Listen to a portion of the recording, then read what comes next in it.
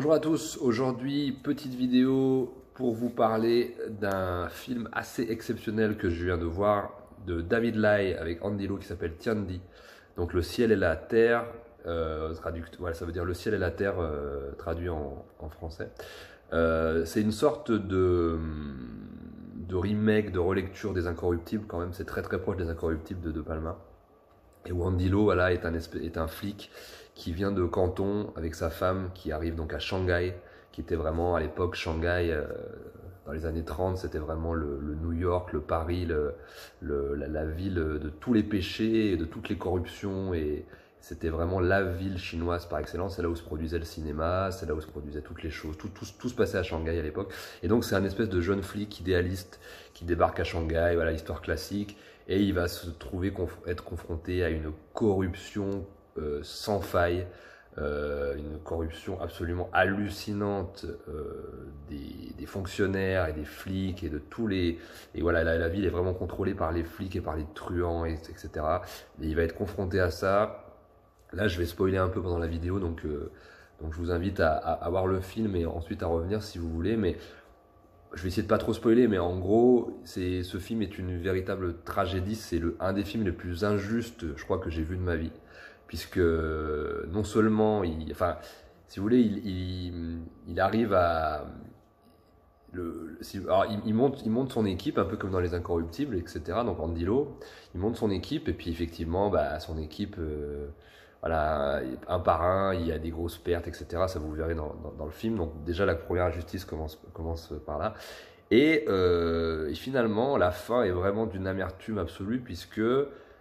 Et ça correspond aussi à la Chine de cette époque-là. Je vais m'expliquer un peu plus en détail.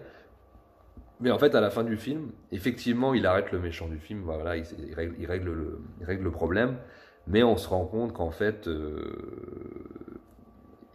comment expliquer? C'est un peu comme une hydre, il coupe une tête et il y en a il y en a 10 qui repoussent derrière.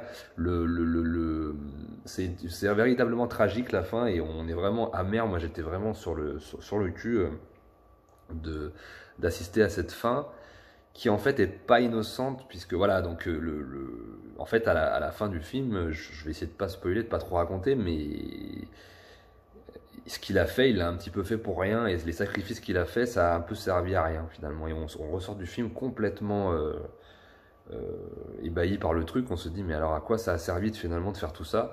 Et c'est absolument tragique, c'est une vraie tragédie.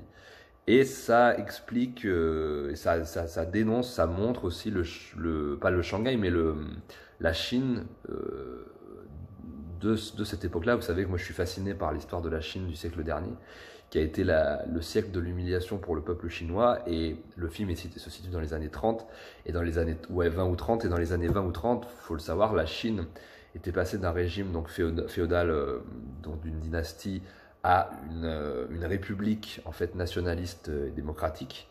Et c'est peut-être le plus gros échec en fait de l'histoire de la Chine, c'est quand ils ont essayé d'amener la démocratie. C'est pour ça que souvent les gens aujourd'hui ne comprennent pas pourquoi on revient à un système chinois beaucoup plus dur et beaucoup plus autoritaire. Mais en fait, il faut savoir que de 1911 à 1949, donc l'arrivée des communistes, la Chine a été traversée par donc une révolution, des guerres civiles à répétition, des massacres et aussi et surtout un dépeçage en bonne et due forme par les puissances étrangères, qu'elles soient anglaises, allemandes, françaises et surtout japonaises, et qu'à l'époque, Shanghai n'était même pas une ville chinoise, c'était une espèce de concession, une ville, un territoire dont chaque colonisateur avait un morceau. Il y avait le morceau français, le morceau allemand, le morceau japonais, et les Chinois étaient proprement humiliés pendant cette époque-là. Alors il y a Sun Yat-sen qui a essayé d'amener la démocratie en Chine, c'est le père de la Chine moderne.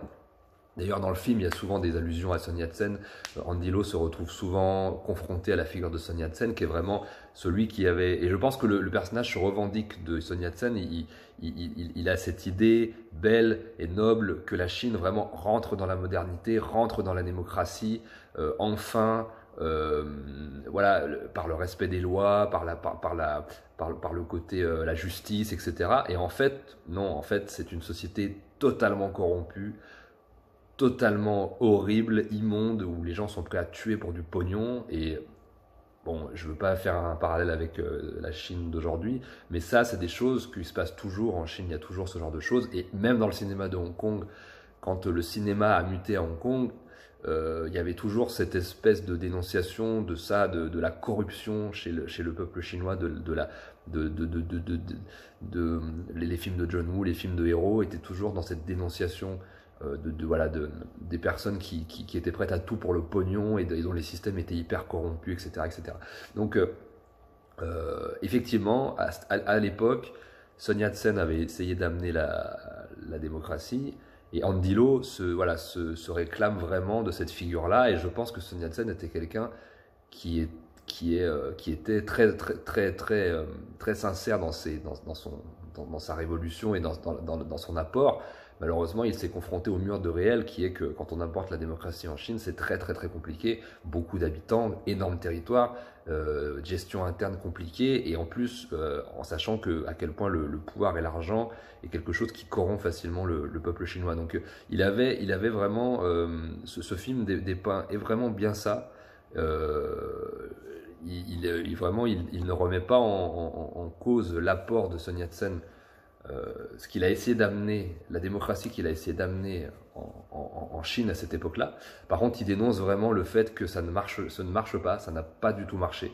Et il ne faut donc pas s'étonner ensuite de l'arrivée des communistes au pouvoir, et d'un État beaucoup plus autoritaire, puisque cet État-là, qui était en fait soi-disant une démocratie, mais qui était en fait voilà, vraiment d'une corruption sans faille, et une corruption qui broie les individus, et donc c'est en ça que le film est absolument merveilleux, bouleversant. Andy Lau représente cet individu écrasé par ce système de corruption, par cette horreur, un personnage idéaliste, un héros flamboyant tel qu'on les aime dans les romans, dans les films comme ça d'aventure et d'action et de polar. Le film est aussi un polar, c'est un film d'action. C'est très bien filmé. Ça a été réalisé par David Lai. David Lai, on le connaît tous surtout pour les gros blockbusters qu'il a fait après, genre Opération Scorpio ou Savior of the Soul, qui sont des super bons films que vous avez forcément dû voir. Et récemment, chez Spectrum, ils ont sorti son premier film qui est Lonely 15, qui est un super film que je vous conseille également d'acheter. C'est un super film. Et donc David Lai, voilà, très grand réalisateur, très bon réalisateur. Et là, vraiment, pareil. Donc déjà, le film, je crois, a dû être tourné en Chine, puisque au vu des décors et de la beauté des décors naturels et de la beauté ça a été tourné dans des vrais décors. C'est totalement l'inverse d'un Gunman, qui est aussi une adaptation des Incorruptibles, mais là qui est beaucoup plus fauché, beaucoup plus resserré, où il y a eu beaucoup plus de problèmes lors du tournage. Ça a été tourné dans des ruelles à Hong Kong, entre deux ruelles, des décors ont été reconstitués, il manque des scènes, etc. Bon, Gunman est un chef-d'œuvre. Là, Tiandi est nettement moins bien que Gunman, hein, je trouve que c'est un nettement moins bon film. Par contre, au niveau de la direction artistique, de la photographie, des décors, voilà. Quand il tourne en Chine avec autant d'argent et autant de moyens et autant de temps, c'est absolument merveilleux. Moi, je trouve que c'est un petit peu là où il y a vraiment de l'espace. C'est un pays où il y a de l'espace, où il y a beaucoup de possibilités de tourner dans des beaux endroits. Et donc, en plus de ça, il s'entoure d'un bon directeur de photo. Je sais pas exactement qui c'est, mais en tout cas, c'est très bien éclairé. C'est très bien filmé. Les scènes d'action sont hyper cool aussi, hyper originales, parfois exagérées, mais on est à Hong Kong, donc c'est normal. Il y a notamment une scène assez impressionnante où Andy Lau, en fait c'est une scène qui se déroule dans un toboggan, en fait, où ils font passer la drogue entre le haut de la montagne et le bas de la plaine, etc. Et du coup, il y a tout un jeu où Andy Lau, en fait, prend le toboggan, et il y a un espèce de gunfight monstrueux dans le toboggan, où alors en fait il glisse. C'est filmé du point de vue d'Andy Lau, du point de vue des méchants. Il passe sous le pont avec les méchants au-dessus, il tire de partout. T'as un mec qui le suit, la caméra il y a une caméra en contre-plongée qui suit enfin voilà, il y a plein de jeux de caméra super cool. C'est super bien filmé, super bien pensé. Il a le réalisateur a vraiment utilisé tout l'espace et toutes les possibilités de la mise en scène pour mettre en scène cette scène d'action. Donc c'est une scène assez hallucinante, et il y a plein d'autres scènes d'action, il y a plein d'autres trucs. Mais voilà, en tout cas, super film d'action, super drame, super polar, tourné voilà, en Chine par David Lai avec Andy Lau. Donc n'hésitez pas, Tiandi, Le ciel et l'enfer. Vive le cinéma de Hong Kong et vive la France. Bye.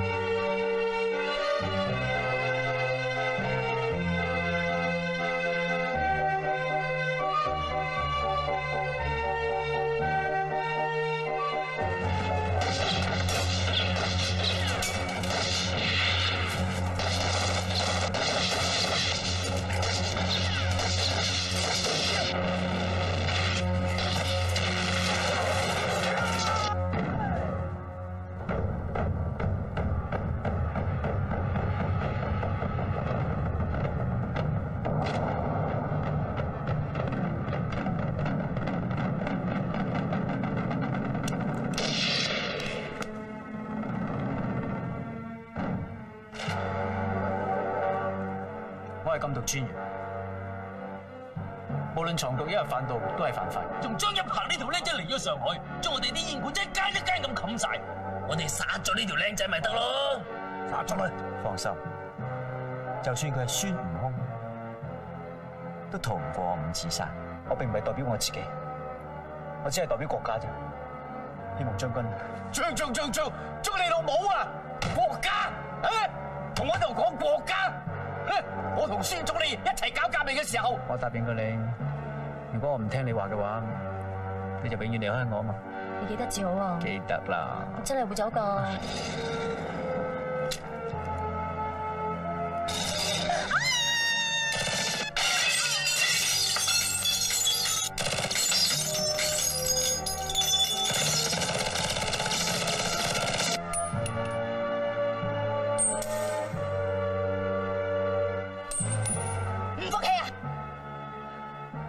做大佬啊！你一樣聽我細佬講嘢。我哋放過你，不過你唔好耍法。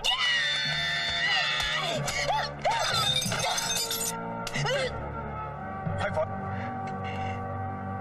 萬萬唔知。